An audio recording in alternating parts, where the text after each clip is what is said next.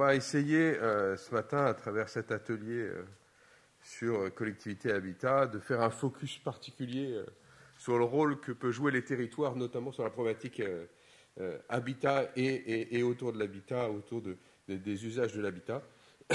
Donc, on va voir se succéder un certain nombre de gens, soit physiquement, soit par vidéo. Et on commence par Sandra Ray, qui a été distinguée hier soir pour sa start-up.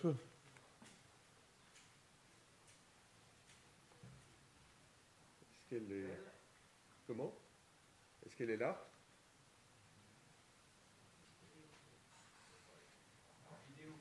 Elle est en vidéo.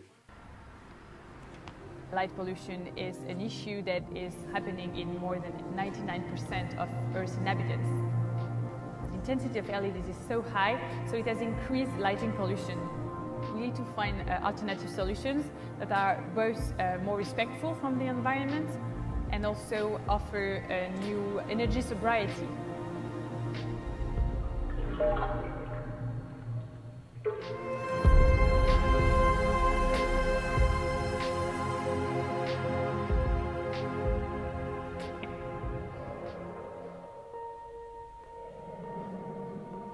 We use a reaction called bioluminescence, which is the ability that have a lot of organisms in nature to produce light, like fireflies or glowworms, but also 80% of marine organisms. So we use this chemical reaction to produce a biological source of light. I was fascinated by the fact that it's so simple, it exists in nature, it works pretty well, so why not just translate that into products? In the sea is something that is very common, it's not extraordinary. And so you have to understand that if it's common, it means that it's efficient. And behind us, we have 3.8 billion years of research and development through evolution in nature to really find this efficient solution like bioluminescence. So the first goal behind GLOWI is really to use a growing and unlimitedly growing raw material to replace these lighting systems. Our job today is to identify the best bacteria that are able to produce the best bioluminescence. Once we have them, we work with them in labs, we engineer them to make them more efficient in terms of intensity, in terms of stability over time, in terms of temperature resilience. And when we have that, we can grow those bacteria, mix them with a nutritive medium, and then find the best conditions for them to grow. The type of water is one first variable. The temperature is also important. The way we feed them is very important. The reaction of bioluminescence needs oxygen to produce light. When you switch on the oxygen again, then the light switch on. The overall goal of playing with the different settings is first improving intensity, second in improving stability over time to make the bacteria light as long as possible, to make them be fed as less as possible to really improve in terms of cost efficiency. Our goal is to go outdoors, so we need bacteria to resist at less than 15 degrees and more than 30 degrees to cover the more geographies possible. Once we have all the recipes, we can put this raw material into different shapes to make lighting systems happen.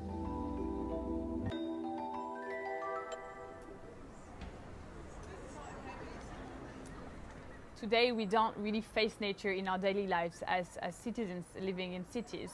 And this connection that humans have to nature is just essential for the well-being.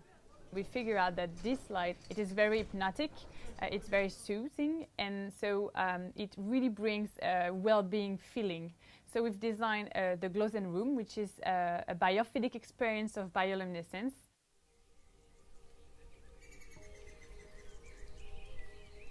The goal is to really fully relax, to reconnect to nature. So when you look at the self-light, you can look at it without getting your eyes tired, which is something that is very unique because it never happens with electrical lighting. As you're in darkness and your eyes get used to darkness progressively, then your brain focuses on little details that you see. And those little details are very simple things. Flowers, leaves, a tree. When your brain thinks about all these simple things, you just don't think about what you forgot to do yesterday. Using a biological material to produce light changes all the value chain of lighting, from producing it because we can grow light, to using it because it's not a bulb, an object like a bulb, but you can really play with the raw material. It can take a lot of shapes. It can also really change the way building looks like, the way signage looks like, to really give more design possibilities to it. So we're going to start by urban furniture, signage, but the more the time is going, the more we think that we can really rethink the whole way we light our cities. So tomorrow maybe there's be no lampposts, but just different ways of lighting the areas, because it's going to be more pedestrian, because there's going to be less cars. The interesting thing is that light won't be like a one-shot use. When there is a problem or no more bacteria or no more light, you can just restart a little culture of bacteria, and then a few hours later you will have the system working again. In the societies where we live in, we cannot just switch off all the lights. It can be used just to illuminate for security purposes, to enhance something, to give visibility. We need to find the best energy sources at the best place, so that we create this mix of energy to really have positive effects. It's really interesting in terms of how to think the cities of tomorrow.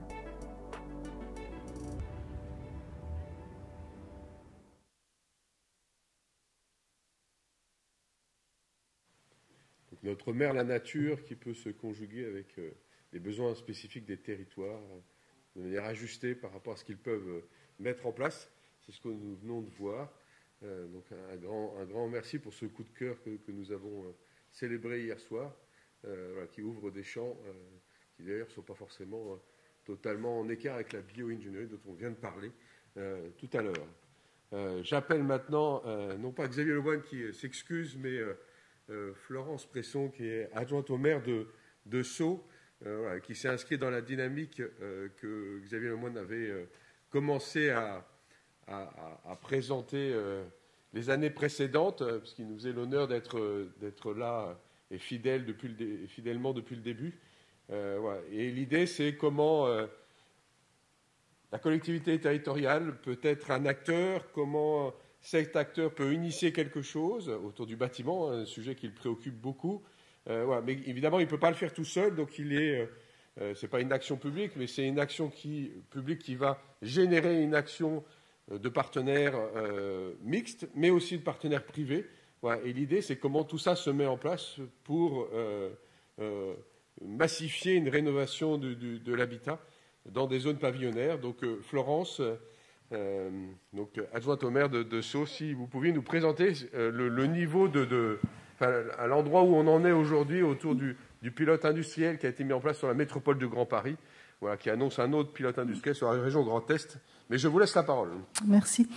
Par contre, je vais avoir besoin du petit pass pour les diapos. Bien, bonjour à toutes et à tous. Effectivement, Xavier Lemoine vous a souvent parlé de la bombe à retardement des quartiers pavillonnaires, avec effectivement des quartiers qui deviennent de plus en plus précaires, des ménages précaires à cause de justement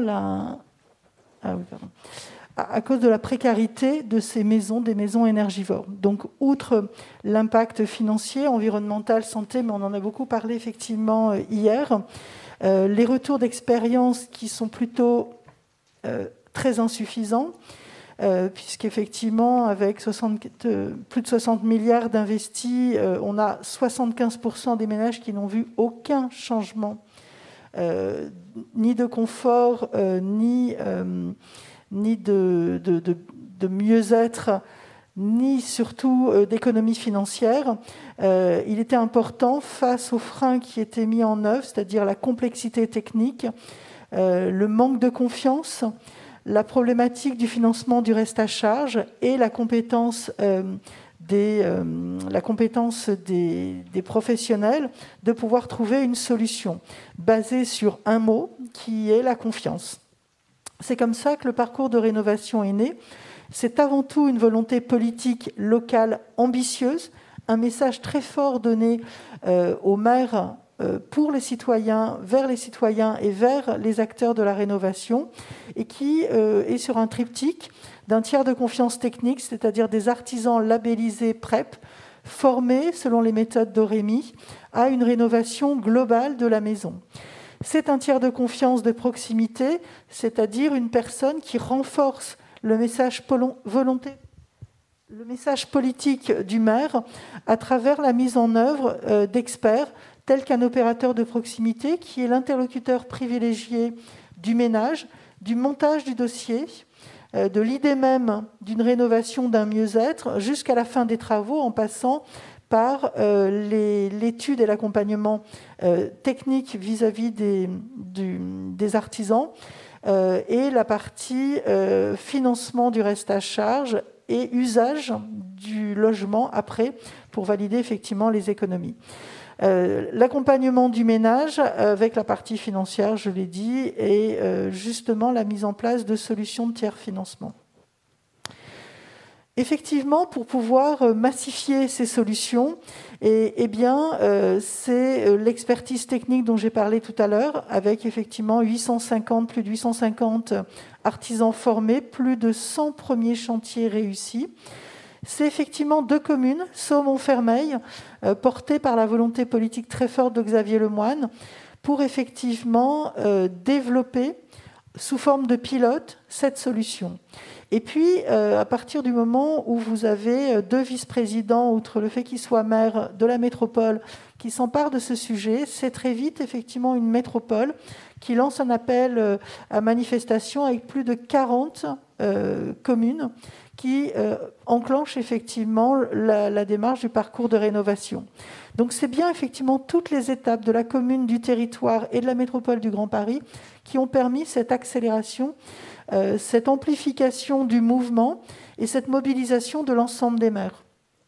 Bien évidemment, ça ne se passe pas de cette façon sans l'écosystème naturel des territoires, des maires, qui sont l'Association des maires de France, qui effectivement est là pour pouvoir engager l'ensemble des maires à rentrer dans cette démarche. Et bien évidemment aussi le ministère qui soutient cette initiative. On est vraiment sous les feux des projecteurs pour avoir la synthèse, les résultats apportés, la performance, le parcours de rénovation énergétique performante. Chaque mot a son importance. Et l'objectif, c'est effectivement de déployer cette initiative sur l'ensemble des territoires. D'ailleurs, depuis le fait qu'on ait été retenu comme lauréat du trophée 2020 de la lutte contre la précarité énergétique, nous recevons un certain nombre de mails de maires en dehors du secteur de la métropole ou de la région Est qui s'est déjà manifesté pour nous demander de les accompagner pour la diffusion de ce parcours de rénovation. Donc si je comprends bien, il y a à peu près 500 maisons qui devraient être rénovées d'ici la fin 2021 sur la métropole du Grand Paris, d'après le calcul que j'ai rapidement fait de ce qui est présenté. À peu près la même chose qui va être fait sur la région Grand Est. Voilà. Et donc on est bien sur un objet de massification, de démultiplication qui n'avait jamais eu lieu jusqu'à présent par rapport à cette volonté des maires qui, face à l'urgence que vous avez signalée au tout début et que Xavier Lemoine nous avait rappelé chaque année, voilà, se met en place. Oui, d'autant plus que notre objectif sur la métropole, c'était effectivement 400-500 maisons. C'est x4. Puisque là où on imaginait avoir peut-être un peu de difficulté à emmener 10 communes, enfin 8 communes en plus des 2 premières, eh bien, quand on a commencé à présenter le parcours de rénovation, c'est plus de 40 qui se sont manifestés. Donc effectivement, il y a très vite... cette notion de massification, elle est vraiment prise en compte par le maire. Pourquoi le maire? Il connaît son territoire, il connaît sa commune, il connaît les risques qui peuvent arriver si effectivement il laisse ses propriétaires de maisons sans accompagnement. Je crois me souvenir que Xavier Lemoine évoquait le fait que quand il prenait la parole sur ce sujet-là, voilà, il avait un impact extraordinaire. Il citait souvent l'exemple d'un message passé dans son journal municipal, voilà, qui s'il n'était pas soutenu par le maire, était sans résultat, et s'il était soutenu par le maire à travers l'édito RIAL, générait 400 fois plus de sollicitations des propriétaires. Exactement. Aujourd'hui, parmi l'ensemble des élus, s'il y a des élus qui ont la confiance des citoyens, c'est le maire. Le maire, parce qu'il le rencontre à tout moment. Si le maire écrit, envoie une lettre, invite, en parlant tout simplement aux citoyens sur effectivement le fait de proposer une réunion pour parler de rénovation énergétique, la salle est pleine. Ce n'est en aucun cas le cas quand ce sont des acteurs privés, des entreprises ou des associations qui vont en parler, parce que la notion de confiance est vraiment une difficulté. On a tous en exemple des arnaques, des tromperies qui ont été développées. Là, on a un maire, s'il se permet de parler de ce sujet-là, ça veut dire qu'il a bien en face de lui des experts techniques. Il y a l'ingénierie de montage de dossiers et d'accompagnement du ménage et les acteurs financiers tels que, par exemple, la NEF. Vous êtes en train de reparler des 3 tiers de confiance, c'est ça? Oui, exactement. Je comprends. Merci beaucoup. Donc, Montfermeil, on l'a entendu. Sur Sceaux, que vous représentez, c'est la même dynamique qui est mise en place. Hein. Exactement. Alors, effectivement, ça peut choquer parce qu'on se dit, Sceaux, une des villes étiquetées les plus riches du département du 92, que vient faire le PREP? Il ne s'agit pas de ménages précaires, il s'agit de maisons précaires, des maisons énergivores. Quel volume ça représente sur... Alors je sais que sur Montfermeil, M. Moine disait que c'était de l'ordre entre 600 et 1500 maisons. Sur Sceaux, c'est de quel volume? On a à peu près 40% des logements qui sont des maisons pavillonnaires. C'est-à-dire alors? Bonne remarque. Je n'ai pas les chiffres en tête, je suis désolée. Il faudrait que je les mette pour la prochaine fois. Mais avec effectivement un certain nombre de maisons précaires, parce qu'on est reflet même de la métropole du Grand Paris, 40%. C'est plusieurs centaines. Oui, tout à fait, parce que c'est 40%, il y a 46% en moyenne des logements dans la métropole du Grand Paris qui sont des maisons et des maisons qui existent, qui ont été construites avant 1950, donc des maisons énergivores. Donc le principe, c'est que si nous ne faisons pas de la prévention et nous n'accompagnons pas à la rénovation, nous allons développer des ménages précaires. Les personnes qui étaient sur les gilets jaunes en province, par exemple, c'était principalement des retraités propriétaires de leur maison, mais qui ont de telles factures énergétiques que ça touche leur bien-être et leur vie. Donc c'est aussi un enjeu social, au-delà de l'enjeu de réduction des gaz à effet de serre. Oui, fondamental. En tout cas, ce qui va mobiliser les citoyens, c'est quand on leur parle de leurs factures et du résultat à la fin du mois. Donc merci beaucoup, Florence. Donc l'année prochaine, c'est le lancement de l'ensemble de la démarche partout en France. Peut-être d'ailleurs en écho de la rencontre qu'il y a eu entre M. Lemoine et la ministre Wargon la semaine dernière, qui voulait s'emparer du sujet. Elle a déjà signé le SAR, le conventionnement SAR, qui permet de financer une partie des actions de ce parcours. Donc peut-être qu'il va y avoir une massification et un soutien encore plus important du ministre dans les semaines à venir.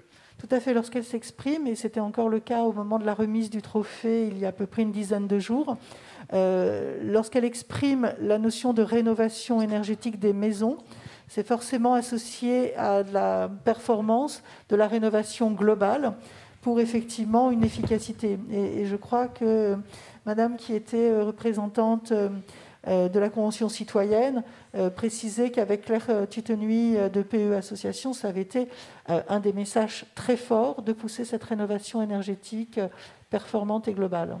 Merci beaucoup.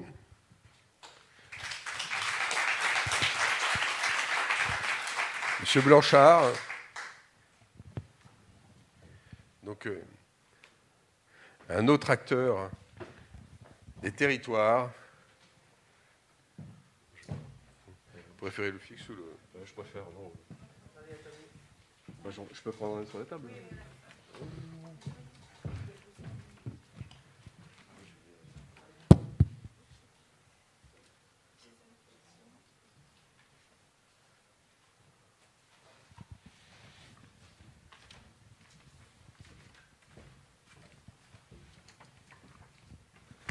Très bien. Est-ce que je peux avoir le diaporama, s'il vous plaît?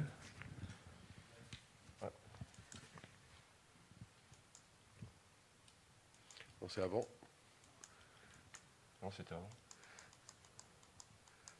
Voilà. Hop là. Ok. Et pour avoir les... Excusez-moi, pour avoir les diapos, je fais comment? Je sais pas. Est-ce que les diapos de M. Blanchard ont été insérés dans le diaporama? La semaine dernière, je pense. Bon, enfin, ça fait rien, je ferai sans, il n'y a pas de problème. Donc je n'ai pas besoin de la zapette. Bonjour à tout le monde.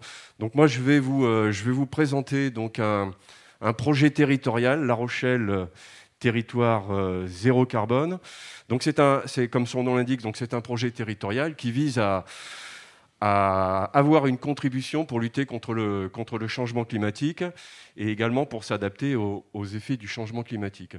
Alors ce projet, il a été élaboré ces dernières années et en particulier, il a été élaboré en répondant à un appel à projet national, un appel à projet des investissements d'avenir très particulier sur les territoires d'innovation.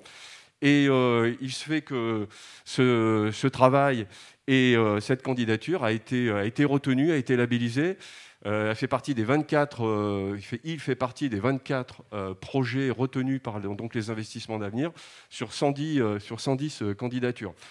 Alors, c'est un projet qui concerne tout le territoire de l'agglomération. Alors, j'avais un slide à vous montrer. Donc, c'est-à-dire les 170 000 habitants de l'agglomération, les 28 communes, mais qui aussi, par son potentiel de dissémination et d'inspiration, on l'espère, concerne également les EPCI dont on parlait ce matin, c'est-à-dire les communautés d'agglomération, les communautés de communes qui nous entourent, et à l'échelle de quelque chose qui est en cours de construction, qui est un pôle métropolitain, donc avec 8 communautés d'agglomération, communautés de communes, et puis une population potentielle de 500 000 habitants. Voilà, donc ça, c'est un point très important. Et donc, on a obtenu un financement des investissements d'avenir. C'est un financement de l'ordre de 25 millions d'euros, qui a été complété dans le cadre de la construction de ce projet par des financements d'autres partenaires publics, notamment la région Nouvelle-Aquitaine, mais également l'ADEME, des contributions évidemment des collectivités locales ici pour à peu près 25 millions, et on mobilise également une trentaine de millions d'euros valorisés par la participation de partenaires privés, des entreprises et des associations. Donc, vous voyez, c'est un potentiel de 80 millions d'euros qu'on est capable d'engager immédiatement sur un certain nombre d'actions pour amorcer le dispositif. Et donc, sur ces différentes actions, c'est à peu près 70 actions qui sont engagées. Alors, évidemment, ce programme maintenant, vise à réduire les émissions de gaz à effet de serre. L'objectif qu'on a, c'est neutralité carbone en 2040. On s'inscrit évidemment logiquement dans tous les éléments qui ont été présentés tout à l'heure. Les engagements qui ont été pris à l'accord de Paris en 2015, la COP 21, sur recommandation des scénarios du GIEC, qui dit aujourd'hui, si on veut rester en deçà de 1, ben voilà, très bien. Je vais reprendre. Merci beaucoup, Dayan.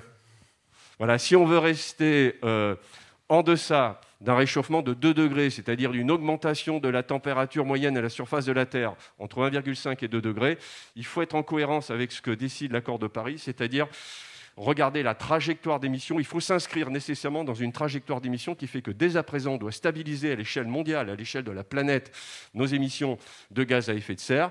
Et il faudra parvenir en 2050 à la neutralité carbone. Neutralité carbone, ça ne veut pas dire évidemment qu'on n'émet plus de carbone. C'est-à-dire qu'il y a 0 émission nette. Et donc, ça veut dire qu'il ne faut pas émettre plus que ce que les écosystèmes sont capables d'absorber, c'est-à-dire à peu près un tiers des émissions absorbées par les océans et une autre partie absorbée par les écosystèmes terrestres, c'est-à-dire par les sols, le piégeage de carbone dans les sols et dans les forêts. Alors nous, évidemment, ici, notre objectif, évidemment, c'est de jouer sur nos émissions de gaz à effet de serre et carbone à travers la question de l'habitat, les activités économiques, les mobilités. Et j'insiste aussi sur les intrants et consommations, puisque là, on parle d'empreinte carbone. Ça veut dire que c'est non seulement les gaz qui sont émis sur notre territoire, mais c'est également les émissions de carbone qu'on importe avec notre consommation. Et ça, je pense que c'est un point extrêmement important. Donc, vous voyez qu'aujourd'hui, sur notre territoire, on émet à peu près 2 millions de tonnes de CO2 par an, d'équivalent CO2 par an. Notre objectif en 2040, c'est de diviser par 4 pour être à 500 000 tonnes d'émissions nettes, donc résiduelles, par an. Si on regarde un petit peu comment est constitué cet ensemble d'émissions, donc vous voyez ici 2019, vous avez donc les 2 millions, les différentes couleurs représentent encore l'habitat, les activités économiques en ocre, les mobilités, et vous voyez que la partie intrant consommation, c'est la partie la plus importante. Ça veut dire aussi qu'en termes de politique publique, si on veut vraiment réduire nos émissions, non seulement il faut agir sur les différents secteurs, mais il va falloir travailler aussi pour changer les comportements. Et ça, c'est un point important, ça a été mentionné à plusieurs reprises. C'est-à-dire, en gros, que la façon dont nous consommons conditionne fortement notre empreinte carbone sur notre propre territoire, même si ce que nous consommons n'est pas produit sur notre territoire. Donc la trajectoire qu'on se donne, c'est moins 30% dans 10 ans, c'est moins 75%, donc divisé par 4 en 2040. Vous voyez qu'on sera toujours à un demi-million de tonnes d'émissions brutes qui seront contrebalancées par à la fois de la séquestration de carbone, donc séquestration dans les sols, ça veut dire qu'il va falloir travailler sur la dimension pratiques agricoles, puisqu'elles ont un impact fort sur la capacité des sols à fixer du carbone organique. Il va falloir travailler sur des écosystèmes qui sont très présents sur notre territoire. Je parle des zones humides. 20% de notre territoire est constitué de zones humides qui sont connues pour être des puits de carbone. Elles ne sont pas toutes dans le même état écologique, donc il va falloir faire un travail d'ingénierie écologique pour restaurer ces services écosystémiques. Et vous voyez que donc non seulement on va diminuer, mais il va falloir travailler à augmenter cette capacité de séquestration. Ce que vous avez en violet, c'est les énergies renouvelables, donc développer de l'énergie renouvelable et développer de l'autoconsommation. Vous en avez déjà largement parlé, on a entendu parler depuis le début de ces universités d'été. Et puis éventuellement, si c'est nécessaire, pour compenser les émissions résiduelles, aller sur de la compensation. Voilà. Alors évidemment, pour que ça marche, il faut mobiliser tout l'écosystème, il faut mobiliser tout notre écosystème. Le projet est porté par l'agglomération de La Rochelle. Il y a 5 membres fondateurs à côté de l'agglo. Il y a la ville de La Rochelle, l'université, le parc Atlantique, le port Atlantique. 130 partenaires qui sont dans les différentes sphères classiques, entreprises, administrations, organismes de recherche. Je passe rapidement là-dessus. Et bien entendu, il va falloir mobiliser l'ensemble de nos politiques publiques.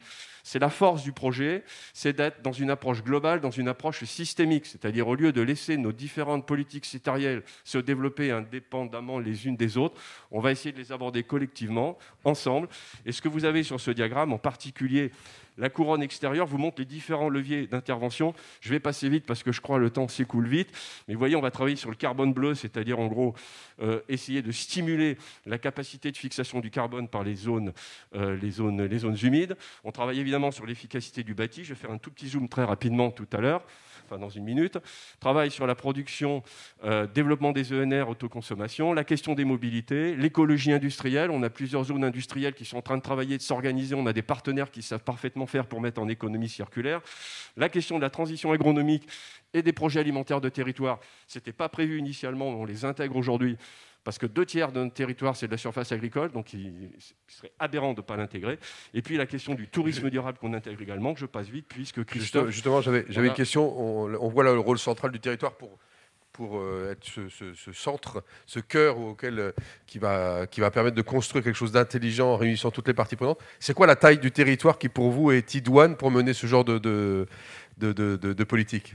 C'est une commune, c'est une agglomération, c'est un département. Alors nous, l'application, c'est sur une agglomération, donc c'est la bonne taille communes, pour vous. 28 communes. Pour moi, ça me paraît une taille intéressante. Très bien. D'abord parce qu'on est dans l'expérimentation d'une Combien politique. d'habitants ? 28 communes ? 28 communes, 170 000 habitants. D'accord. Voilà. Mais avec un potentiel d'élargissement assez rapide sur 500 000 habitants. Voilà. C'est à peu près les territoires qui existent sur la métropole du Grand Paris. Hein. C'est juste pour donner des éléments de comparaison. Non, bien sûr. Là, on n'est pas sur la... voilà. Et vous voyez donc ici à l'intérieur, alors ça, ce sont nos leviers d'action de politique publique. Et puis là, vous voyez ce qu'on appelle gouvernance de la donnée et coopérative carbone. En fait, ce sont 2 plateformes de mutualisation. Je passe très vite sur la donnée, mais ça veut dire que tout ce qu'on va faire sur chacune des actions, on va récupérer de la donnée, donc récupérer massivement de la donnée, la stocker, la sécuriser, vérifier évidemment le respect de la donnée individuelle, et puis développer des algorithmes pour faire des analyses prédictives sur les comportements, sur un certain nombre de choses qui a été évoqué d'ailleurs tout à l'heure aussi, à travers Agremob par Christophe. coopérative carbone. La coopérative carbone, en fait, c'est une structure, je vais la détailler dans un instant, mais qui est un petit peu le cœur du réacteur. C'est-à-dire toutes les actions qui sont entreprises, à peu près 70-75 actions qui sont entreprises, conduisent à des réductions d'émissions de gaz à effet de serre. Elles vont être comptabilisées, elles vont être validées, elles vont être labellisées, et ça nous permettra à la fois de suivre notre trajectoire, la comptabiliser, est-ce qu'on est bien sur la bonne trajectoire, et aussi, je vous le montrerai dans un instant, valoriser ces économies sous forme de crédits carbone qui peuvent être vendus sur un marché volontaire du carbone. Il nous reste 30 secondes, vous vouliez parler de l'habitat ? Ouais, et je vais parler de l'habitat très rapidement. Sur la partie bâtie, ça revient un petit peu à ce que vient d'être présenté, donc je passerai rapidement. On est en train de mettre en place une plateforme territoriale de la rénovation énergétique qui consiste en fait à proposer un parcours complet d'accompagnement aux propriétaires qui souhaitent rentrer dans un processus de rénovation énergétique. Donc, évidemment, connaissance du territoire de notre part, proposer un guichet unique pour tous les usagers, accompagnement sur toutes les phases de rénovation, constitution d'un réseau de professionnels, mise à disposition d'outils de financement avec l'objectif, effectivement, de massification et à l'échelle du territoire. Ça rejoint vraiment ce qui a été présenté. Nous, on est en train de la mettre en place. Elle va se mettre en place dans les mois qui viennent.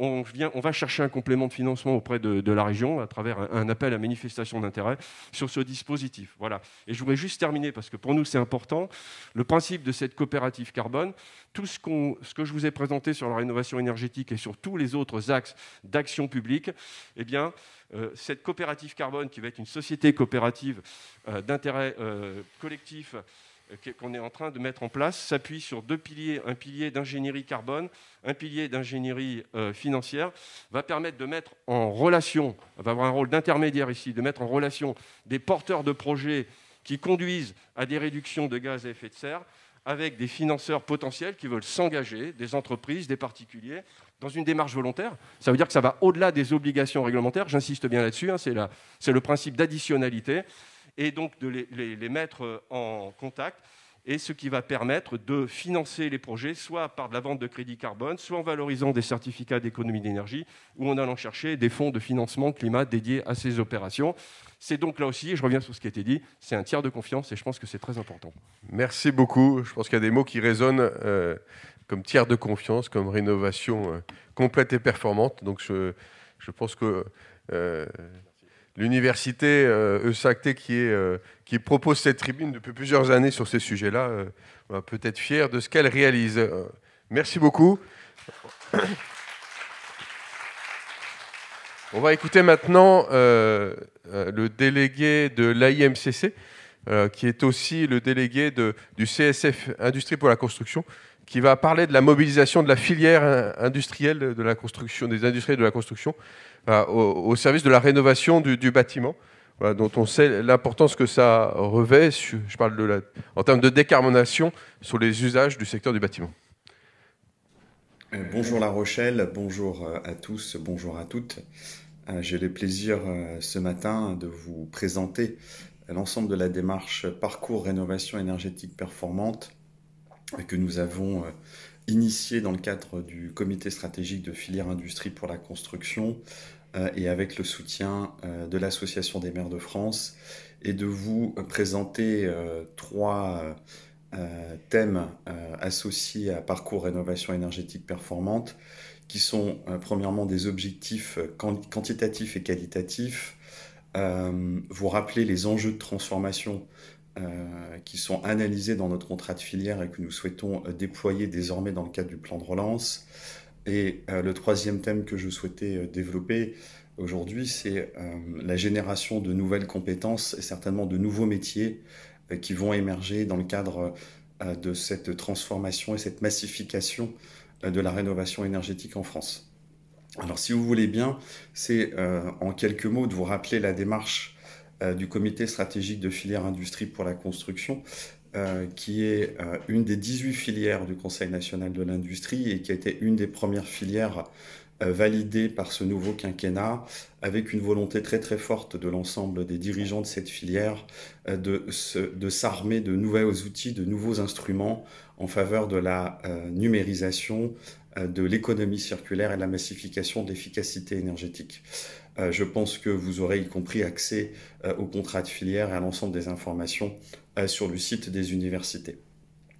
Ceci étant dit, c'est de vous rappeler aussi cette démarche initiée il y a maintenant 1 an et demi avec l'Association des maires de France qui souhaitait amplifier cette démarche de rénovation énergétique à l'échelle des quartiers, à l'échelle des pavillons, et ainsi créer un espace de confiance restauré et renouvelé avec l'ensemble des citoyens et consommateurs, car pour les maires, les maisons, les pavillons, les quartiers sont des éléments du patrimoine, et il était important, et il reste important, et il est de plus en plus important vu la situation dans laquelle nous travaillons actuellement, de dire à nos habitants et à nos riverains, c'était le message fort des élus, c'est « nous aimons votre maison ». Et pour vous aider à mieux l'aimer, on va vous accompagner dans un parcours de rénovation énergétique performante. Et dans ce quadrigramme PREP, il y a dans chaque mot beaucoup d'importance et beaucoup de signification. Et en quelques mots, peut-être se rappeler que derrière ce parcours, il y a accompagné l'ensemble du consommateur propriétaire de l'audit jusqu'au suivi de sa performance. Dans la rénovation énergétique, vous avez évidemment notre objectif, c'est d'atteindre des sauts de classe, donc c'est d'être dans une démarche, dans un parcours qui nous emmène sur des rénovations BBC. Et puis pour certains ou d'autres, ce sera peut-être BBC+, avec beaucoup plus d'ambition en termes de production d'énergie et y associer l'électromobilité, c'est aussi un point important que nous recherchons, c'est la décarbonation de l'économie dans ses usages, et la rénovation énergétique en est un. Et enfin performante, parce que c'est la performance de l'ensemble du processus que nous allons rechercher grâce à la numérisation d'un certain nombre de fonctions et d'étapes et de processus dans l'acte de rénover, afin d'assurer les objectifs de massification que le plan de relance nous oblige de réaliser pour atteindre y compris nos objectifs climat, et recréer de l'activité au plus proche des élus, des propriétaires, des écosystèmes, des artisans, de la distribution, de tous les écosystèmes qui font vivre nos territoires, qu'ils soient urbains ou ruraux. Alors le premier thème que je voulais nous rappeler, c'est nos objectifs qualitatifs et quantitatifs. Notre objectif, c'est évidemment dans le cadre de ce plan de relance et du contrat de filière, et avec le soutien de l'ensemble des écosystèmes que j'ai pu rappeler, c'est d'arriver à notre cible des 500 000 rénovations au niveau BBC. Je ne vous rappellerai pas que nous sommes à un début plutôt proche de 40 000 rénovations type BBC en France, et notre cap quantitatif, c'est bien de démultiplier par 10 ce volume, compte tenu de notre cible en général de pavillons en France qui sont de l'ordre de plusieurs millions de pavillons à être en étiquette F ou G. Donc c'est simplement de se rappeler que derrière ce volume quantitatif, la massification signifiera que nous allons travailler, y compris sur des transformations de modèles et des transformations qui vont accompagner, y compris de nouvelles mutations, en termes de compétences et de mutations, y compris patrimoniales. Dès lors que derrière le quantitatif, en termes de nombre de pavillons, on imagine bien que nous allons pouvoir travailler à la maille du quartier avec, y compris, de l'innovation partagée. On pourrait penser au microgrid ou au réseau énergétique partagé à terme, dès lors qu'on entamerait cette rénovation à l'échelle d'un quartier afin de mutualiser les investissements. Donc voilà le premier rappel qualitatif. Et sur le qualitatif, c'est évidemment d'avoir des rénovations de performance et de qualité pour que la confiance avec le consommateur riverain, consommateur propriétaire, et qu'il y a un mouvement fort de l'ensemble des professions pour améliorer cette qualité globale de la rénovation qui est tant attendue maintenant par les consommateurs. Les sondages post-Covid ne faisant que nous conforter sur cette nécessité d'apporter aux riverains et aux propriétaires une solution globale. Deuxième item que je voulais vous rappeler, j'en ai déjà un peu parlé en filigrane, c'est les enjeux de transformation à l'échelle de toute une filière. J'en vois au moins 3. C'est que la numérisation du processus parcours rénovation énergétique performante va nous permettre de franchir des gains de compétitivité. Alors même si on nous dira que chaque rénovation en France, c'est un exemplaire unique, il n'en demeure pas moins qu'aujourd'hui, la numérisation le foisonnement des bases de données, l'intelligence artificielle, les retours d'expérience, les différentes expérimentations nous permettent aujourd'hui d'aller un peu plus vite et de pouvoir paramétrer plus rapidement des rénovations énergétiques globales. Et je pense que derrière quelques vocables de type préfabrication ou atelier de proximité, nous allons avoir une démarche d'industrialisation, peut-être pas, mais en tout cas de massification de solutions qui à terme amèneront de l'innovation et de l'innovation systémique qui, elle, peut-être enclenchera dans l'industrialisation de solutions un peu plus rapidement. C'est ce qu'on a pu observer notamment en Asie. Ceci étant dit sur le numérique, il n'y a pas que le numérique, c'est que cet enjeu de qualité de rénovation sera au centre de l'ensemble du processus PREP, dont vous allez parler un peu plus longuement dans la suite de la table ronde. Mais c'est cette notion de tiers de confiance, tiers de proximité et tiers financier qui vont être des éléments d'accompagnement de tout ce processus et dispositif que nous souhaitons universel et d'intérêt général pour l'ensemble des Français et qui puisse se déployer le plus rapidement possible.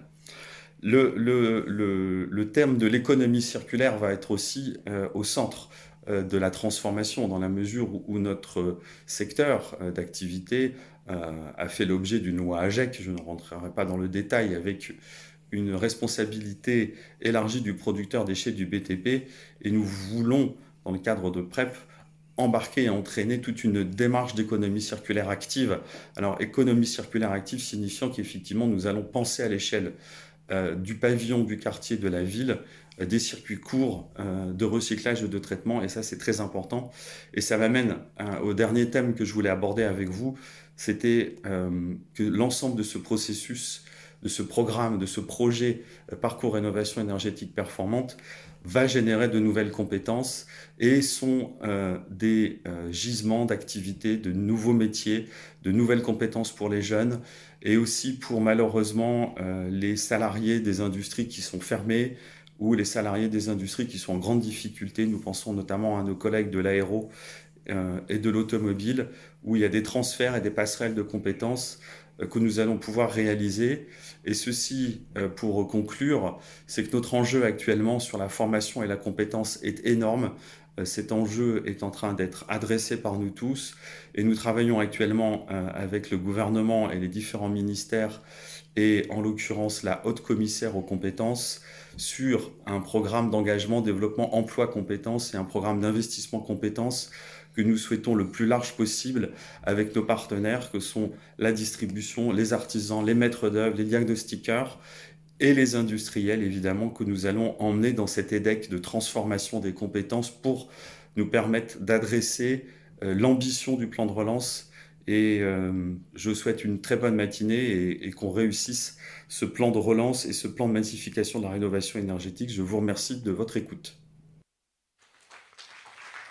Donc on remercie Hugues Véridé de nous faire cette présentation et de montrer la mobilisation de la filière industrie pour la construction voilà, dans cette volonté de décarboner les usages du bâtiment.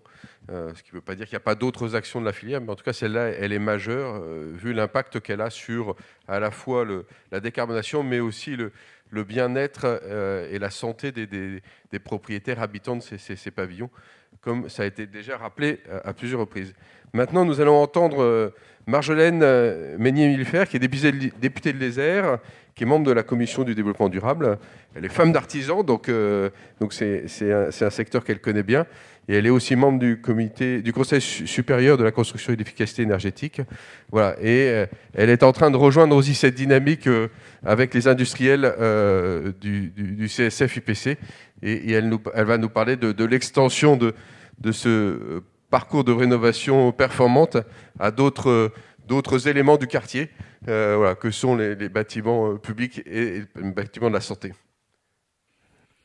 Bonjour à tous, je suis très heureuse de pouvoir participer à ce bel événement grâce à cette petite vidéo. Alors je remercie les organisateurs et bien sûr Eric Mestralet qui anime cette table ronde. Vous avez tous fait preuve d'une remarquable agilité. Alors évidemment le Covid nous a tous rendus un peu acrobates pour ce qui est du numérique, mais bon, c'est quand même pas sans vous rendre la tâche encore un peu plus difficile que de gérer les participants en présentiel. Donc merci beaucoup de l'effort que vous faites de prendre ma petite vidéo. Je ne serai pas trop longue parce que je crois savoir que vous venez d'entendre Hugues Vérité qui a déjà dû vous dire l'essentiel sur le programme PREP et que vous enchaînez sur une table ronde sur le rôle des collectivités territoriales sur le volet de l'habitat qui promet d'être vraiment très intéressante. J'en profite d'ailleurs pour saluer l'ensemble des participants. Mais en 2 mots, avant que vous démarriez cette table ronde, je voudrais redire pourquoi la rénovation énergétique est désormais au cœur de toutes les préoccupations, ce qui n'était pas vraiment le cas, il faut le redire, il y a seulement 3 ans. Alors on le sait depuis longtemps, le secteur des bâtiments, c'est presque la moitié de nos consommations énergétiques et presque un quart de nos émissions de CO2. C'est donc une priorité environnementale, ça on en a tous conscience et depuis maintenant longtemps. Mais depuis plus récemment, depuis la crise des Gilets jaunes, en fait, la rénovation énergétique, c'est aussi devenu une question sociale. C'est 1 Français sur 6 qui subit un inconfort sévère dans son logement, que ce soit en été parce qu'il ne sait plus comment se protéger des vagues de chaleur qui vont avec le réchauffement climatique, ou à cause du froid pendant l'hiver. Mais la précarité énergétique touche environ 1 Français sur 10. 1 Français sur 10 qui n'arrive pas à payer en gros ses factures d'énergie parce que ça pèse trop lourd sur ses ressources, les ressources du ménage. Donc la rénovation énergétique s'est apparue pendant la crise des Gilets jaunes comme une question de justice sociale. C'est un pouvoir d'achat, il faut le rappeler, pour les gens et notamment pour les plus précaires lorsqu'ils en bénéficient. Avec la crise du Covid maintenant, qui a fait suite à la crise des Gilets jaunes, clairement, le volet sanitaire de l'habitat est devenu absolument évident. On le savait déjà, ça aussi, grâce à des études comme celle de la Fondation Abbé Pierre, intitulée « Quand le logement rend malade », mais ça a pris dernièrement une dimension plus concrète encore avec le confinement. Notre santé dépend du logement dans lequel on vit. La qualité de l'air intérieur était un sujet très confidentiel jusqu'à récemment, mais il s'impose désormais comme une indissociable priorité en plus de l'isolation des logements. On dit que pour chaque euro investi dans l'amélioration d'un logement inadéquat, plus de 40 centimes sont économisés sur des dépenses de santé qui peuvent être ainsi évitées. Et ça, c'est chaque année. Donc rénover, c'est aussi une question de santé. Enfin, dans cette période de relance économique, tout le monde parle d'emploi et tout le monde se rappelle aujourd'hui que quand le bâtiment va, tout va. Et que le BTP, c'est 1,5 million d'emplois non délocalisables et qui recrutent. C'est l'un des seuls secteurs à avoir des entreprises dans quasiment chaque village rural. Vous me direz, ça y est, tout le monde en parle, il y a 6,7 milliards d'euros sur la table pour traiter le sujet, donc tout va bien. Alors oui, tout va bien, parce qu'effectivement, toutes les énergies sont plus que jamais alignées, mais non, c'est pas encore tout à fait fini. Je crois qu'on vous l'a déjà dit aujourd'hui, mais l'objectif qu'on vise, c'est 100% du parc bâti français à zéro énergie, zéro carbone d'ici à 2050. Pour le logement seul, c'est minimum 500 000 rénovations BBC par an qu'il faut viser. Et aujourd'hui, même si on a fait beaucoup depuis plusieurs années sous l'impulsion des différents ministres, et maintenant sous celle d'Emmanuel Vargon, on n'y est pas encore, il faut bien le reconnaître. On est environ à 40 000 rénovations BBC par an dans les meilleures estimations. Donc qu'est-ce qu'il faut faire aujourd'hui ? Mettre encore plus d'argent ? Non. Moi, je vous le dis comme j'en suis convaincue, c'est plus un problème d'argent. Je crois que la seule difficulté qui nous reste à lever sur la rénovation énergétique, mais elle est de taille, c'est notre capacité humainement à mener 500 000 rénovations par an. Je m'explique. On fait facilement le rétroplanning pour les travaux. On dit il y a 30 millions de logements en 30 ans à rénover, ça fait 1 million de logements par an. On retire un petit peu ce que le neuf va renouveler en le remplaçant et on arrive à 500 000, 700 000 rénovations par an. Mais on fait rarement le même rétro-planning quelque part pour la main-d'œuvre. Combien de rénovations globales notre main-d'œuvre actuelle peut-elle gérer chaque année ? Que faut-il comme compétence pour assurer une rénovation globale ? Je veux dire de l'audit prescriptif du départ jusqu'à l'audit de réception. Qui s'assurera qu'on est bien arrivé au niveau BBC et qu'on a réussi à faire les choses comme on le souhaitait et qu'on arrive effectivement à ce zéro énergie qu'on vise. Est-ce qu'on a toutes les compétences dans les territoires en volume suffisant pour répondre aux exigences climatiques ? Alors, fort probablement, la réponse est non. Pas dans l'état actuel. Alors, nous avons des compétences, clairement. Moi, je suis la première à le rappeler et à m'élever contre le bashing des entreprises qui réalisent des travaux. Nos artisans sont compétents, ils connaissent le bâti existant et les particularités de chaque territoire, qui participent d'ailleurs à la beauté de nos régions, il faut bien le dire. Mais il faut le dire aussi, les artisans travaillent rarement en coopération sur un chantier de rénovation. Le marché actuel est davantage organisé pour répondre à une demande de travaux isolés qu'à une demande de travaux coordonnés. Alors nous avons aussi des professionnels du neuf, compétents également, qui eux commencent à utiliser les avantages du BIM par exemple de plus en plus souvent. Eux, ils coopèrent sur les chantiers neufs bien sûr, mais ils connaissent mal les contraintes de l'existant. Et donc, pour moi, c'est donc un travail de convergence du meilleur des deux mondes, du neuf et de la rénovation qu'il faut désormais entreprendre. Et soyons clairs, ça ne va pas se faire à l'échelle nationale, ça. Ça se crée à l'échelle locale, autour des chantiers, au plus près des chantiers. C'est pour cela que je suis le programme PREP avec autant d'intérêt. C'est pour cela que je suis persuadée que la rénovation énergétique n'est pas qu'une question de guichet unique national, même si c'est très bien que grâce à MaPrimeRénov', les choses soient simplifiées, on en avait besoin.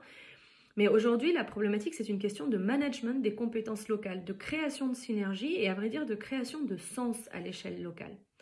Moi, je rêve que tous les chantiers du plan de relance, les 6,7 milliards de chantiers qu'on va créer dans tous les territoires, puissent devenir des chantiers écoles, sur lesquels on apprendrait ensemble comment atteindre systématiquement le niveau BBC à coût maîtrisé. Moi, je rêve que chaque chantier du plan de relance devienne un chantier communicant, qu'il crée l'opportunité de dire autour d'eux, dans les villes et les villages où ils ont lieu, que dans un bâtiment sain, on dort bien, on se sent bien, on est en bonne santé, on apprend bien, on travaille bien. Renforcer l'idée que c'est un projet collectif qui fait système localement qui a lieu à ce moment-là. Parce que c'est ça, en parallèle des contrôles qui sont renforcés, qui viendront à bout des arnaques qu'on constate encore parfois. L'idée qu'on est impliqué collectivement à un projet local. J'aimerais aussi que chaque chantier du plan de relance puisse être l'occasion de changer l'image de la filière, qui a besoin de recruter, on l'a dit, et qui ne trouve pas à recruter. Il faut qu'on puisse dire aux jeunes qui font grève le vendredi pour le climat, qu'ils feraient aussi bien de s'inscrire dans ces filières concrètes qui protègent notre avenir et améliorent leur quotidien. Et bien sûr, j'aimerais aussi que chaque chantier du plan de relance embarque la recherche et l'innovation, qui trop souvent dort encore dans les labos. La pente reste raide, il faudra bien sûr transformer nos pratiques et nos outils. Donc moi j'ai déjà mentionné le BIM, et j'y crois, ça participera à notre efficacité, mais je crois qu'on a encore beaucoup de choses à inventer dans les outils qu'on met en place, dans les matériaux qu'on utilise, la manière dont on les utilise. Et ces matériaux ne seront peut-être pas toujours les mêmes selon les territoires, et je pense que ça c'est très très bien. Et les mains-d'œuvre et les savoir-faire ne seront pas les mêmes selon les territoires. Ça aussi, je trouve ça très bien. Ça va avec notre histoire de territoires qui sont différents selon les endroits et qui construisent avec ce qu'ils ont aussi logiquement autour d'eux. Ça, je crois qu'on va y revenir un petit peu et je pense que c'est pas une mauvaise chose. Mais on va savoir faire ce qu'on ne savait pas faire alors on saura aussi être innovant dans nos méthodes, dans nos pratiques, dans la manière de coordonner et de coopérer autour des chantiers. Et je crois que ça aussi, c'est une vraie révolution qui aura lieu parce que ça n'existait pas avant. On va pouvoir utiliser toutes les méthodes de ce qu'on appelle le lean, l'idée d'avoir des chantiers qui soient bien gérés de bout en bout et qui soient gérés au plus juste pour que ce soit à coût le plus réduit possible, mais qu'en même temps, on fasse tout ce qu'il faut et qu'il soit juste, quoi. Voilà, chacun de ces chantiers du plan de relance national sera inscrit, il ne faut pas s'y tromper, dans un territoire, dans un écosystème unique. Et il ne sera un succès que si l'ensemble des acteurs locaux s'en emparent pleinement. C'est ça que je voulais vous dire aujourd'hui. Et je suis sûre que là-dessus, les participants de la table ronde auront beaucoup de choses à ajouter, donc je ne serai pas plus longue. Je veux juste vous remercier encore de toute l'énergie que vous déployez partout sur ces sujets et dans tous les territoires. Parce que pour moi, vous voir à l'œuvre est vraiment une source d'inspiration quotidienne et je m'en nourris beaucoup et je ramène toutes vos énergies et je les déploie pour que ailleurs d'autres territoires puissent s'en saisir aussi. Voilà. Donc merci beaucoup, merci de me faire partager ça et merci de m'inviter à partager avec vous ce que j'ai pu voir ailleurs. Bonne journée à vous et belle table ronde. Donc on peut faire la table ronde pendant la pause, puisque c'est l'orientation qui a été donnée par Denis. Voilà. On voit que, et je félicitais avant de partir à la pause, le fait que, on peut dire que le PREP, il est né à La Rochelle il y a quelques années, autour de débats. On a évoqué Monsieur Lemoine, on a évoqué Dorémy, voilà, on a ensemble d'acteurs qui sont déjà intervenus ici. Voilà. On avait eu aussi Madame l'ancienne ministre Coche. Donc voilà, donc tous ces gens-là sont venus ici, se sont nourris, se sont rencontrés, et ça a donné lieu à ce projet qui est en train de prendre de l'ampleur, soutenu par la filière industrielle, voilà, et par l'AMF. Donc on peut se réjouir de cela et poursuivre la discussion lors de la pause. Merci, on se retrouve dans une demi-heure, c'est ça, Denis ? Oui, dans une demi-heure. Et c'est vrai que c'est quasiment la première fois que les communes, les politiques, la filière, tout le monde est d'accord sur la méthode, donc c'est génial. Merci beaucoup.